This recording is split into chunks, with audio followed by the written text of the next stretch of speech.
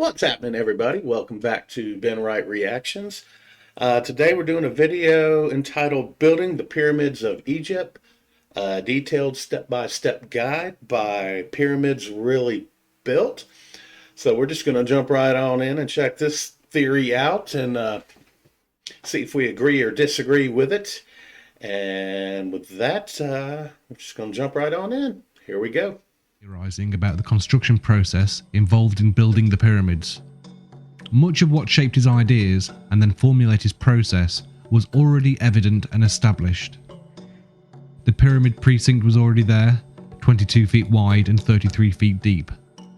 There was evidence of a canal, and there was a covered causeway. In 450 BC, nearly 2,000 years after the construction of the pyramids, the Greek historian Herodotus travelled to Egypt and visited the Giza Plateau. Wow, that's an old map. Here, his guide explained to him that the causeway alone took 10 years to build. But whereas traditional historians view it as a walkway used for ceremonial purposes, Chris saw a pipe, a culvert. Too engineered and far too robust for such a simple function.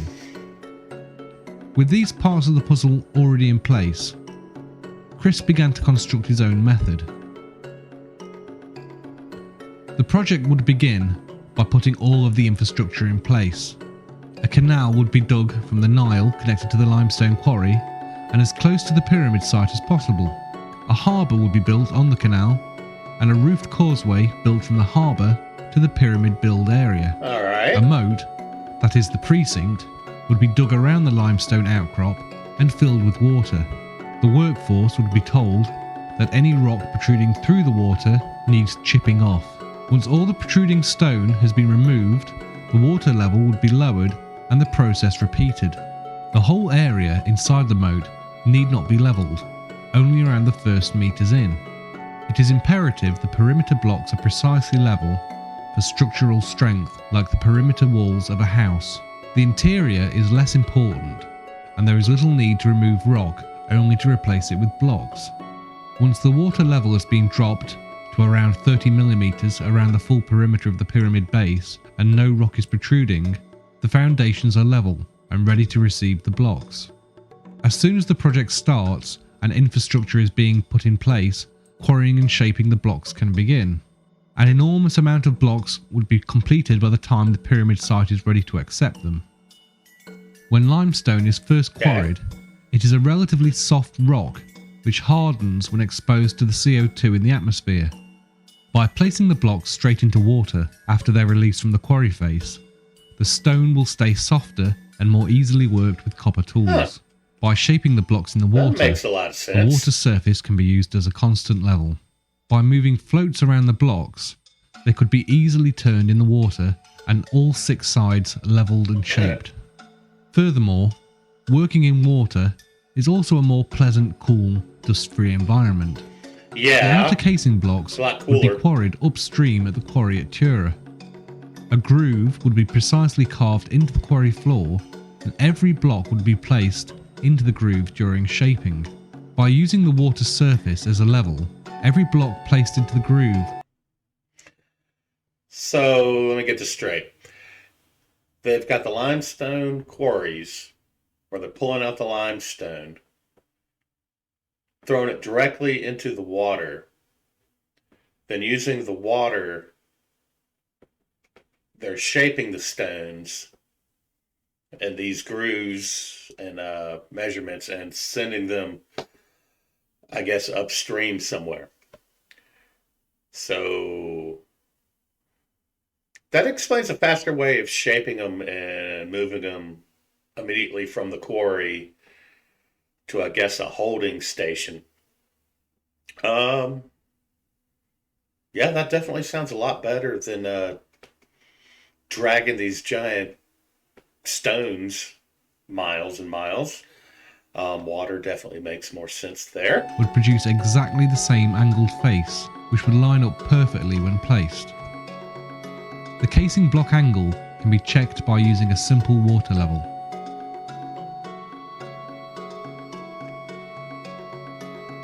The quarrying process can take place all year round. Once shaped, the blocks would have floats attached and then left in a store area on the quarry floor. Ideally, the floats would be made from cedar wood. The density of limestone is around 2.5 tonne per cubic metre. When placed in water, each cube displaces 1 tonne of water, so you only need 1.5 tonne of buoyant material attached to float a stone block. Cedar wood has a density of around 500 kilograms per cube, so around 3 cubes of cedar wood would be required to float each cube of limestone. The amount of buoyant material required could be massively reduced by either hollowing out the wood or replacing the wood with more buoyant material. But then, as now, Egypt was not blessed with large forests and an abundance of timber, so the floats would be made from sealed papyrus matting wrapped around inflated animal skins. Papyrus grew in Ancient abundance, balloons. and the whole population knew how to work it, making everyday products from shoes to curtains with it. I guess we're talking about Papyrus bladders, buoyancy properties were well known intestines. and had been used for millennia to make simple rafts. Animal skins were commonly used to store liquids such as wine and water. When empty and inflated, they make excellent floats. By having the floats pre-attached to the blocks, they would float in the water, not on it, so saving thousands of man-hours trying to load the multi-ton blocks on top of unstable rafts. The blocks would require far less buoyant material to float them in the water due to the Archimedes principle of displacement. No blocks will be lost to the river floor due to capsizing, as any block floating low can just have more buoyancy attached. If floating a few tons of stone blocks seems improbable to you, then consider right now we have oil tankers sailing on the oceans weighing several thousand tons. When it comes to size and weight, anything can float. It's all about displacement. The majority of the pyramid building workforce would have been farmers and only available during the 3-month flood season when their fields were underwater and unworkable. When flood season begins, the Nile would rise and deepen the water in the quarry floor. Thousands of blocks would float up, ready for transportation. Multiple blocks could be roped together and using either men in simple reed boats or cattle on a towpath be dragged that's a up lot towards easier the than harbour. dragging Leading from these the harbour stones. all the way up to the pyramid precinct is a covered causeway. The causeway is like a water pipe. Yeah, this is the totally interesting filled part. with water from bottom to top. The bottom of the causeway has 2 gates built into it. The lower gate is level with the water in the harbour, while the upper gate is around 8 metres further up the causeway at a much higher level. The higher gate is closed, sealing off the pipe and holding all the water in above. The lower gate is then opened. Although the upper gate stands on a higher plane than the lower gate, the water will stay in place because it is not exposed to atmospheric pressure. It will act like water in a glass pint pot when turned upside down in a water-filled sink, with the water staying in place even though it's above the sink's water level. Atmospheric air pressure is the equivalent of a 25-foot high column of water. With the bottom gate open, blocks can be floated into the causeway. When the space between the 2 gates is full of blocks, the lower gate can be closed and the upper gate opened. The blocks will then float upwards towards the water-filled precinct. Due to the pressure of water on the bottom gates, an extra pair of gates would be built around halfway up the causeway to reduce this pressure. An endless rope could be threaded through the floor of the causeway and the blocks attached to speed up the flotation through the tube. After levelling the precinct, the moat would be semi-refilled with water. The blocks would float up the causeway and into the water-filled precinct. The first blocks to be placed are Tura-angled casing stones. They would be floated around the precinct and lowered into position along a precise, remarked line. When building a house, the perimeter brickwork is placed first to give the building its precise shape and strength, with the roof sitting on the perimeter brickwork and the majority of the internal wall not being load-bearing. Shaping them in the Be it water. a house or a jigsaw, by starting and joining the perimeter pieces, a uniform shape is made. The interior will be then easily sorted out. The same will apply to pyramid building. Get the outer blocks precisely placed and the structure will have the right shape. The first few layers behind the facing blocks would need to be precisely cut and joined together to give the structure inherent strength. Due to the lower blocks not being raised above the precinct height, larger blocks can be placed, giving a strong foundation to the building. As each block layer is placed, it is checked for level against the water's surface. Adjustments would then be made to the blocks.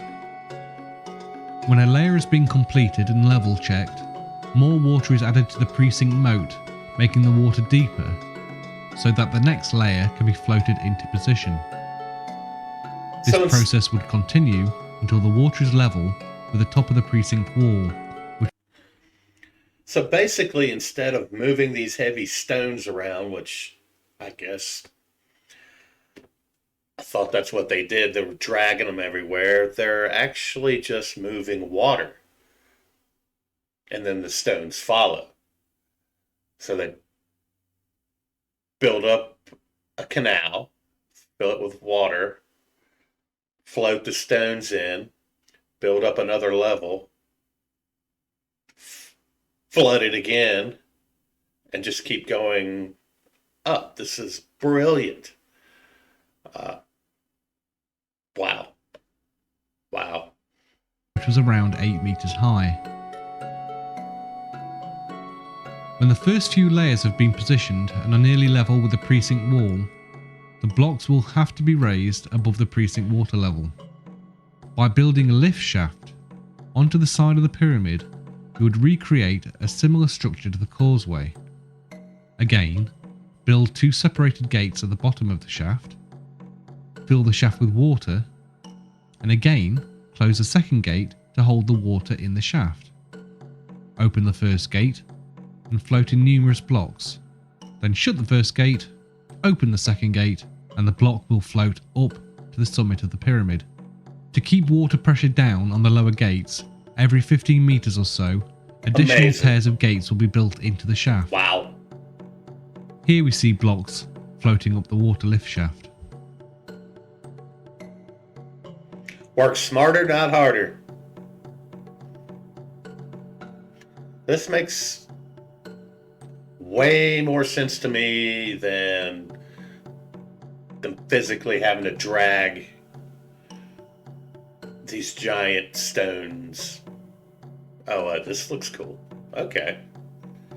So this is how this works on a smaller level.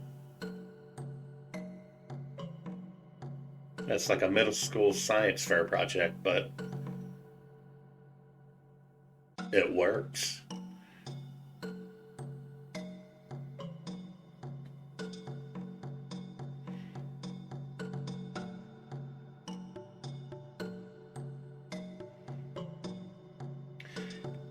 And that's how you get stones to the top of a pyramid. During the process of building the water shaft, the waste side of a facing block would be used to create a perfect seal, as it already starts at the correct angle. Here we see the process of extending the water shaft as the builders complete a layer of the pyramid. The final facing blocks are moved into place and the temporary wall is extended above. Either mud and masonry walls or a wooden box would be built around and above the lift shaft to form a temporary structure to seal in the water. Here we see an example using the mud and masonry wall. Once the top of the shaft is extended with the mud bricks, it is flooded with water. Because the quantity of water it contains is small compared to the shaft, it doesn't require the same level of reinforcement. Then, each of the blocks needed to create the next level are floated up and into place until the layer is complete. The lift shaft system requires the shaft to be heightened less than a metre for each pyramid level rise, taking relatively little material and time to build, compared to the heightening, widening and lengthening of the traditional ramp theory for each level rise of the pyramid. The shaft wall could be anywhere up to 3 meters thick, circumventing any issues regarding water pressure. Further to this, the shaft would be waterproofed. There are many ways to achieve this given the materials available at the time. These include overlapping animal skins, timber, bitumen bricks, or the most likely solution would be to line the shaft with dried clay plaster, which is then covered with waterproofing animal fats or bitumen, as often Animal used by their fats. neighbours, the Sumerians. After a layer is completed, a gully is built around the perimeter of the upper level. It is made watertight by lining the floor and walls of the gully with mud and let the scorching Egyptian sun bake the clay dry. Once dried, the gully can be filled with water. Levels can again be taken and extra mud applied to the gully floor to make minor adjustments. My mind is The blown. lift This is shafts just would amazing. be extended to join the gully. Blocks can then be floated up the shaft and into the gully, and then be floated anywhere around the pyramid. The most difficult part of pyramid building is raising the multi-ton blocks hundreds of feet into the air, which the water shaft does relatively easily. Once the blocks are up to the high level, they could just be pulled on rollers or dragged on a wet mud floor into position. But as water-filled gullies would already be in place to check the structure for levelness, it could be extended and used to float the blocks directly into position. Due to the enormous amount of blocks on the lower levels, a lift shaft This would is be so built smart. on all four sides to speed up the erection process. The perimeter casing blocks are floated into position first, and then a small wall is built on top to form a gully.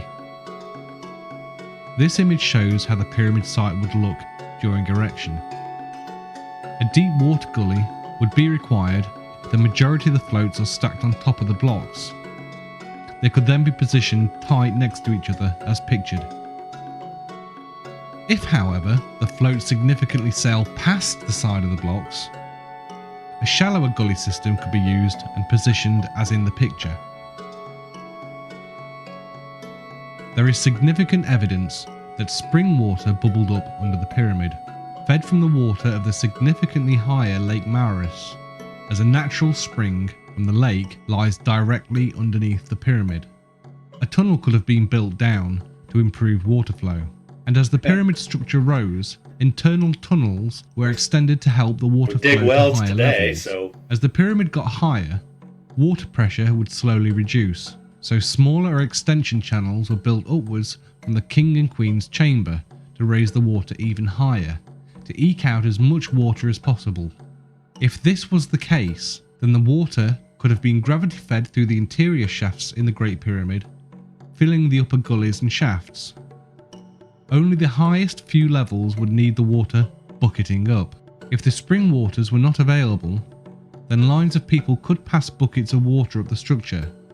It is That would likely still suck. that these workers would be shaded by reeds suspended above them to protect them from the heat of the sun. well, that's nice. There are multiple ways for raising water, from the manual approach seen here in the picture, or using the shidduth method, as seen here from 19th century Egypt. Or they could even use oxen pulling bucket-laden ropes. As a comparison, a standard domestic outdoor hosepipe can deliver around 15 litres a minute, compared to the 600 litres a minute using buckets. If a 10 litre bucket is passed in 1 second, then 100 litres could be passed in 10 seconds. 600 litres a In minute theory, per yeah, the line. math. Be kind At of the higher tiring. levels of the pyramid, smaller blocks were used for construction. Therefore, the water shaft would equally reduce in size, using less material the higher we go. Well, that makes sense. The higher you Here go, we the see less how you the have to send completed up. pyramid would look, without the centuries of wear that we see today. The white limestone of Tura would shine in the sunlight. Here we see the traditional view of pyramid building, with thousands of men dragging staggering weights up an enormous ramp which would take millions of tons of material to construct. Yeah. Once the completed, ramp's as this big as the enormous pyramid. ramp would need to be demolished and the material dispersed, Exactly. compared to the easily demolished lift shafts which could be smashed from above and act like a rubbish chute. Huh. Evidence is beginning to surface that lends itself to the theory of using water shafts for moving the blocks to the pyramids. The picture you see here is of a roofed causeway that was discovered near Snefru's bent pyramid. The walls are almost 3 meters in height and 2.5 meters wide. This type of causeway is just like the kind that Chris imagines with his theory. Perfectly sized Well, to how send a about block this? up it. Here we see the Same well-preserved there. causeway at the Pyramid of Unis. Why were the walls built so strong and thick, and such large roof slabs used just to create a walkway?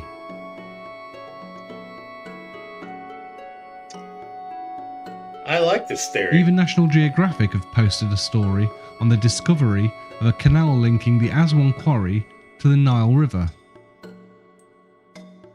Another article in the Telegraph reports that scientists have discovered the secret that allowed Angkor Wat, a famous 1,000-year-old temple complex in Cambodia, to be constructed far faster than should have been possible, using canals.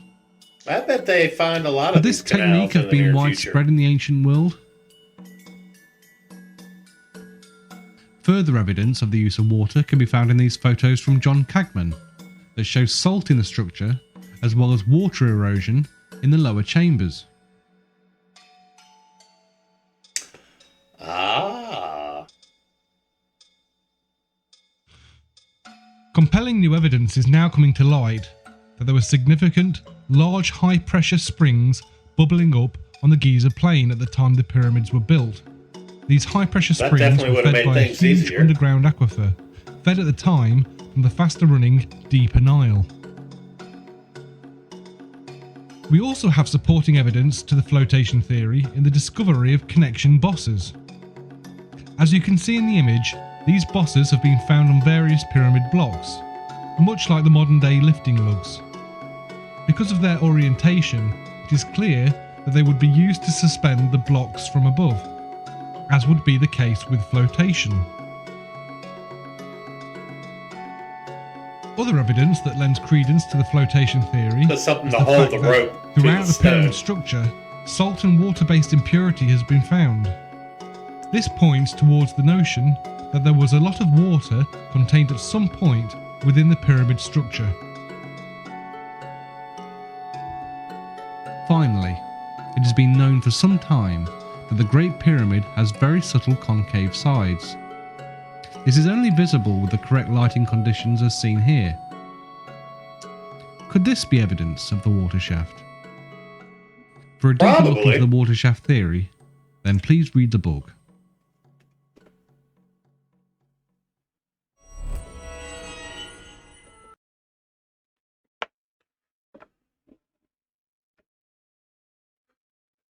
Wow. That was Building the Pyramids of Egypt, a detailed step-by-step guide. That was put up by Pyramids Really Built. But go check out that channel. This theory is very intriguing and makes a lot of sense to me. I guess growing up, always thought that the pyramids were built by basically slaves dragging huge boulders over the desert for miles and miles and then stacking them. And I just couldn't fathom how they could build these giant structures in a ruler's lifetime, which, you know, 30 to 40 years. But this makes a lot more sense. And it's definitely working smarter, not harder. And just the pure engineering of all this, digging the tunnels and canals from the quarries to the, I guess, harbors, shaping the stones along the way, taking them to a holding area, which they could do year round. They could have, the farmers farming while the quarry workers shaping stones, loading into a holding area. You have other groups of people building, just all they're doing is building floats out of the skins, float the stones, up to the pyramid, up to the uh, loading bays, and then I'll let physics and water displacement take over. Definitely can see how building the whole infrastructure first could lead, to a much easier building process. And I guess once they got, what they needed for the infrastructure down, they were basically moving water. I mean, they were still moving stones, but what I guess thought was them just dragging stones. It's more of them moving the water to move the stones. Um, yeah, fascinating, brilliant. I kind of hooked on this theory. This makes a lot more sense than just brute force moving stones. I don't care if they're limestone or what. It's still tons and tons of rock. Uh, Water makes the most sense to me. Um, Enjoyed that video. If you guys out there have any other videos or anything you want me to check out, please feel free to put it down in the comments. Once again, that was Pyramids Really Built. Go check out their channel. Um, this was really cool. And please like and subscribe if you enjoy this type of stuff. And once again, until next time, thanks for tuning in.